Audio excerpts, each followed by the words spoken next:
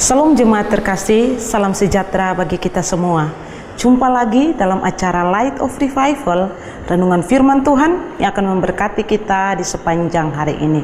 Mari kita membaca satu bagian firman Tuhan di dalam Yudas pasal 1 ayat yang ke-20 dan 21. Demikian bunyi firman Tuhan.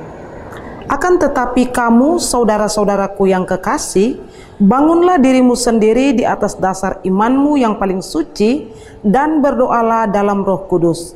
Peliharalah dirimu demikian dalam kasih Allah sambil menantikan rahmat Tuhan kita Yesus Kristus untuk hidup yang kekal.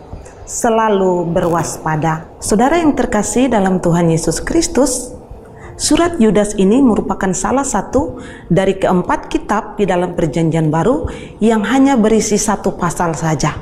Nah, surat Yudas ini ditulis oleh siapa? Ada yang sampai saat ini masih berpikir bahwa surat Yudas ini ditulis oleh murid Tuhan Yesus, Yudas Iskariot. Tapi apakah demikian? Kalau kita melihat di pembukaan daripada surat Yudas, di ayat yang ke-1 dikatakan di sana, dari Yudas hamba Yesus Kristus dan saudara Yakobus, kepada mereka yang terpanggil, yang dikasihi dalam nama Allah Bapa dan yang dipelihara untuk Yesus Kristus. Jadi surat Yudas ditulis oleh Yudas yang dikatakan sebagai hamba Yesus Kristus dan juga adalah saudara Yakobus. Siapakah mereka? Kalau kita bandingkan dengan Injil Matius pasal 13 ayat 55 dikatakan, bukankah ia ini anak tukang kayu? Bukankah ibunya bernama Maria dan saudara-saudaranya Yakobus, Yusuf, Simon, dan Yudas? Jadi dari sini kita bisa mengetahui bahwa surat Yudas ini ditulis oleh Yudas yang adalah saudara Yakobus dan juga adalah saudara Tuhan Yesus. Inti daripada surat Yudas ini, dia ingin memperingati akan orang-orang percaya supaya mereka selalu berwaspada terhadap nabi-nabi palsu dan guru-guru palsu yang saat itu ada di antara mereka.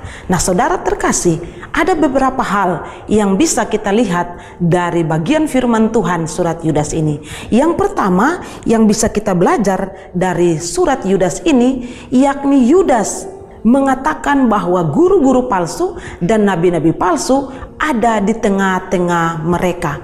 Maksudnya di sini Yudas ingin menunjukkan kepada orang-orang percaya bahwa nabi palsu, guru-guru palsu itu bukan orang dari luar, bukan orang yang mereka tidak kenal, tapi sebenarnya orang-orang yang ada di tengah-tengah mereka, yang ada di dalam jemaat. Lalu yang kedua, Yudas mengatakan bahwa guru-guru atau nabi-nabi palsu ini adalah mereka yang ditentukan untuk dihukum. Di dalam ayat yang keempat dikatakan begini, sebab ternyata ada orang-orang tertentu yang telah masuk menyelusup di tengah-tengah kamu, yaitu orang-orang yang telah lama ditentukan untuk dihukum. Jadi nabi-nabi palsu, guru-guru palsu ini adalah sebenarnya orang-orang yang sudah ditentukan Allah untuk dihukum. Dan yang ketiga, yaitu bagaimana sikap mereka di dalam menghadapi guru-guru palsu ini. Sikap mereka adalah mereka harus mempertahankan iman yang sejati yang ada di dalam Kristus Yesus. Kita harus terus berwaspada, berjaga-jaga, berdoa, dan belajar firman Tuhan, sehingga kita tidak mudah diombang-ambingkan oleh pengajaran-pengajaran sesat yang beredar di sekitar kita. Mari belajarlah dari firman Tuhan, dari nasihat Yudas ini, selalu waspada terhadap ajaran dari guru-guru dan nabi-nabi palsu. Biarlah Tuhan memberkati kita. Amin. Mari kita berdoa. Ya Tuhan, kami mengucap syukur untuk firman Tuhan. Biarlah kami diteguhkan dan kami selalu berwaspada terhadap ancaman dari guru-guru dan nabi-nabi palsu yang beredar, yang ada di sekitar kami. Terima kasih Tuhan untuk firman-Mu. Dalam nama Yesus. Amin. Saudara terkasih, saya terus mengajak kita semua untuk menjadikan firman Tuhan sebagai pelita dan terang di sepanjang hidup kita. Tuhan Yesus memberkati.